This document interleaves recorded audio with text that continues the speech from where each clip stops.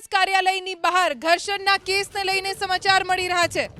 કોર્ટે 5 આરોપીઓના 6 જુલાઈ સુધીના રિમાન્ડ મંજૂર કર્યા છે।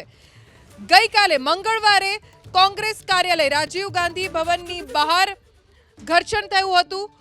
કોર્ટે 5 આરોપીઓના 6 જુલાઈ સુધીના રિમાન્ડ મંજૂર કર્યા છે। 6 જુલાઈ સુધી તમામની પૂછપરછ કરવામાં આવશે। 5 આરોપીઓ એવા છે કે જેમના 6 જુલાઈ સુધીના રિમાન્ડ મંજૂર કરવામાં આવે છે। ગઈકાલે કોંગ્રેસના 5 કાર્યકર્તાઓની પોલીસે અટકાયત કરી હતી। અમદાવાદ કોંગ્રેસ કાર્યાલયની બહાર 2 જૂથો સામસામે આવી ગયા હતા। ભાજપ અને કોંગ્રેસના કાર્યકર્તાઓ વચ્ચે ઘર્ષણ સર્જાયું હતું।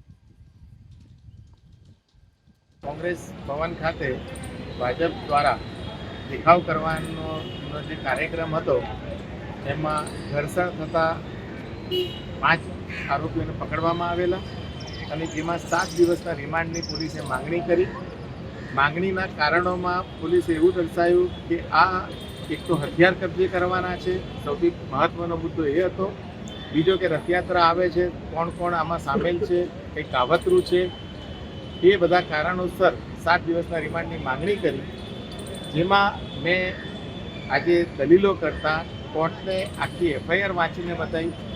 જે એફઆઈઆરમાં પોલીસ જે કોન્સ્ટેબલ છે એ ફરિયાદી છે, વાણંદ એસીપીને ઈજા થઈ છે, બીજા 2 કોન્સ્ટેબલોને ઈજા થઈ છે। ફરિયાદ મુજબ એસીપી વાણંદને પગમાં ફ્રેક્ચર થયું છે। એફઆઈઆર વાંચતા તમામ જે કોન્સ્ટેબલો છે ને જે પોલીસ કર્મચારીઓ છે જે ઈજા છે એ પથ્થરમારાની ઈજા એવું ફરિયાદમાં જણાવેલું છે।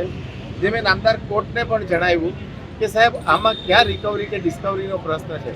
આ ફરિયાદ વાંચતા આમાં ક્યાં હથિયારોની વાત છે। પોલીસ કર્મચારી ફરિયાદી છે, જેથી સ્પષ્ટપણે પોલીસ બધું જાણે છે અને ફરિયાદ લખાવતી વખતે ફરિયાદી જે કોન્સ્ટેબલ છે એણે કોઈ હથિયારની વાત નથી કરી, તો હથિયારની રિકવરીનો ડિસ્કવરીનો પ્રશ્ન ક્યાં આવે છે। પરંતુ નામદાર કોર્ટે એ કારણોસર રિમાન્ડ 3-6 સુધીના રિમાન્ડ 6-7 સુધીના 3 દિવસના રિમાન્ડ મંજૂર કર્યા છે।